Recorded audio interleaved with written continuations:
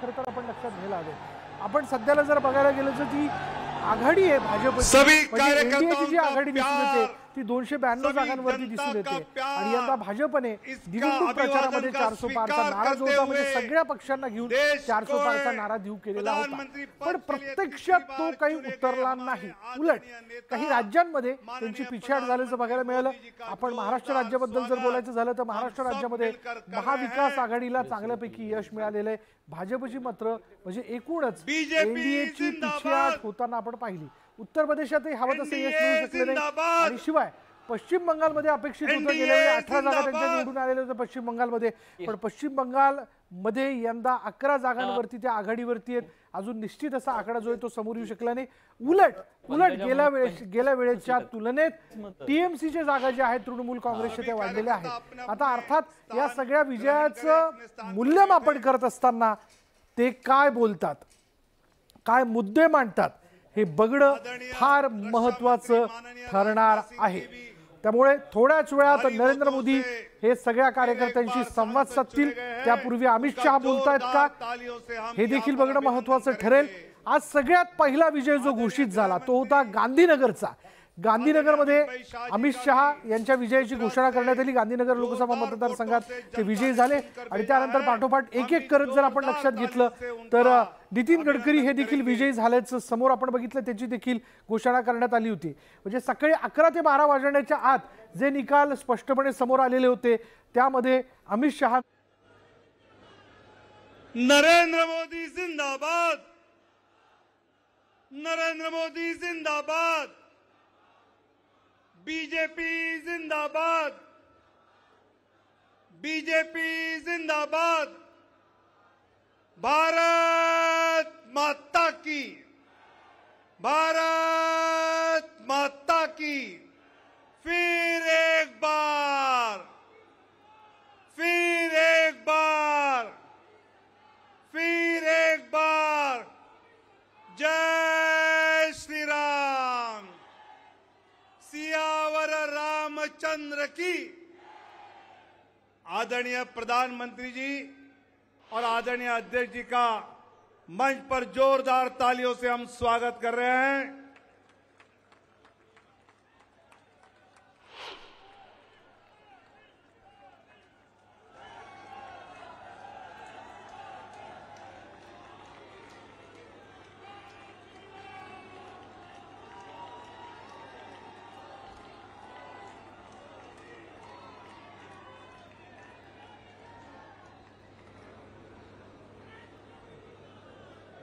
सभी अपना अपना स्थान ग्रहण करें।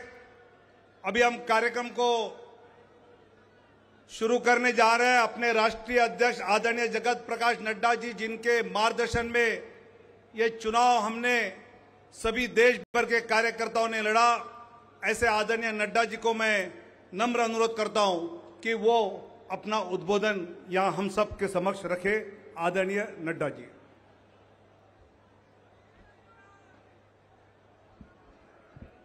बोलिए भारत माता की, भारत माता की, भारत माता की।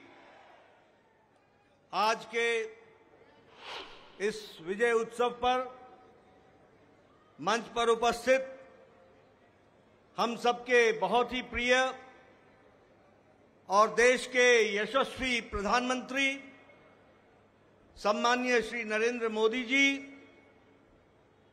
हमारे रक्षा मंत्री आदरणीय राजनाथ सिंह जी, हमारे गृह मंत्री श्री अमित भाई शाह जी और यहां उपस्थित इतनी बड़ी संख्या में इस विजय उत्सव में आए हुए हमारे सभी समर्थक कार्यकर्ता बंधु, मीडिया के मेरे साथी, प्रिंट मीडिया और इलेक्ट्रॉनिक मीडिया के मेरे साथी और देश भर से टेलीविजन के माध्यम से जुड़े हुए हमारे करोड़ों कार्यकर्ता और भारत की यशस्वी जनता, आज ये बहुत ही खुशी का विषय है कि आज इस धन्यवाद मोदी जी को देने के लिए और विजय उत्सव मनाने के लिए इतनी बड़ी संख्या में उत्साह के साथ आए हुए हैं कार्यकर्ता। आप सब लोगों की तरफ से और भारतीय जनता पार्टी के लाखों कार्यकर्ताओं की ओर से सबसे पहले इस कार्यक्रम में मैं आदरणीय प्रधानमंत्री मोदी जी का हार्दिक अभिनंदन करता हूं, स्वागत करता हूं।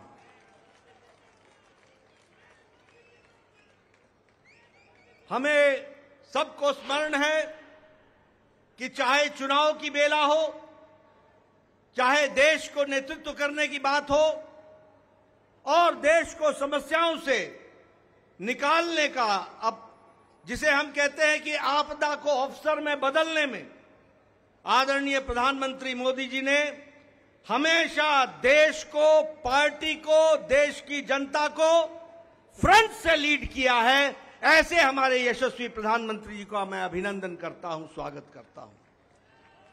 मैं आज सभी एनडीए के साथी दल और भारतीय जनता पार्टी के कार्यकर्ता, जिन्होंने अथक प्रयास के साथ पीछे कई महीनों से अथक प्रयास किया और एनडीए को जो जीत दिलाई है, उसके लिए मैं साथी दलों का और हमारे कार्यकर्ताओं का और साथी दलों के कार्यकर्ताओं का भी हार्दिक धन्यवाद देता हूं और उनका भी मैं अभिनंदन करता हूं।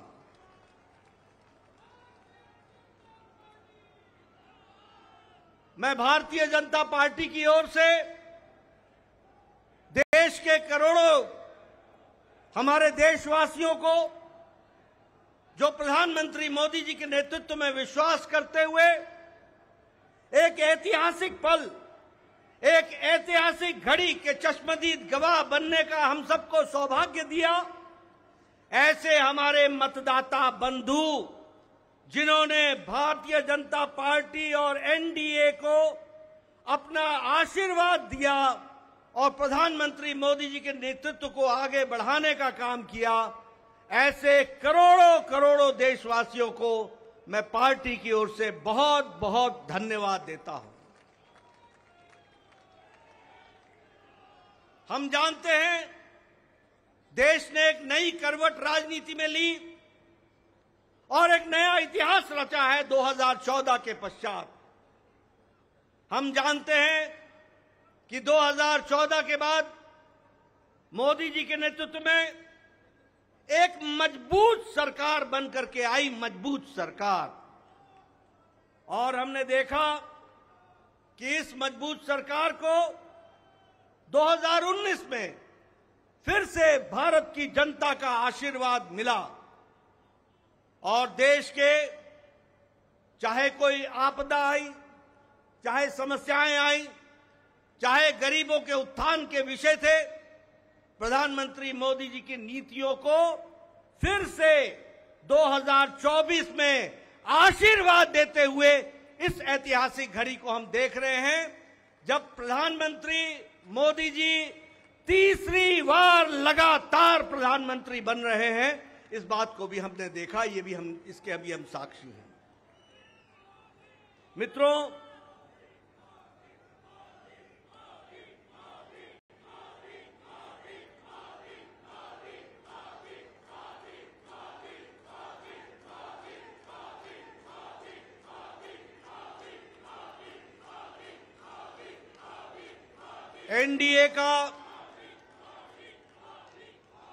एनडीए का गठन के पश्चात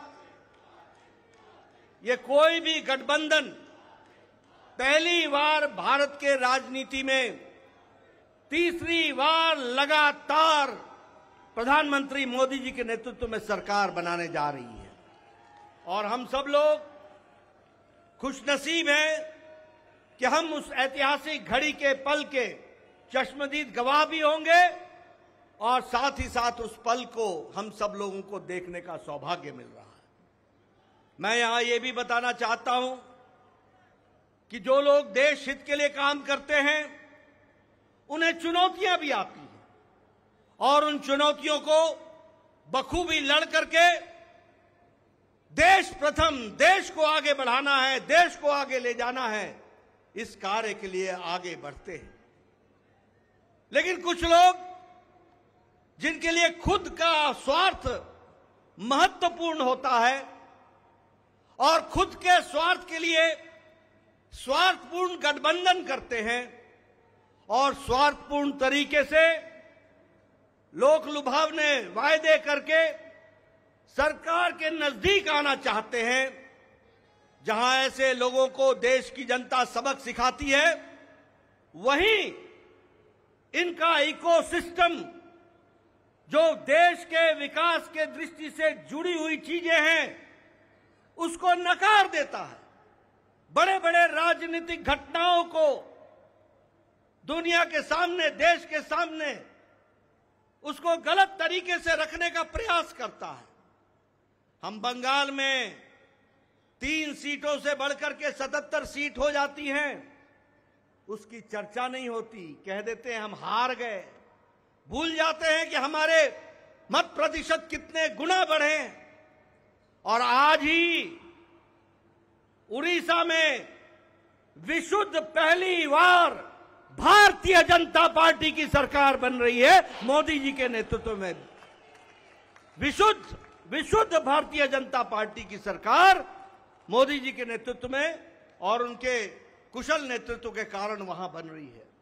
लेकिन कुछ लोग 30-40 सीटें जीत ले तो धूम मचाने लग जाते हैं और वो भूल जाते हैं कि देश किस तरीके से मोदी जी के साथ खड़ा है। इस बात को भी हमको ध्यान रखना।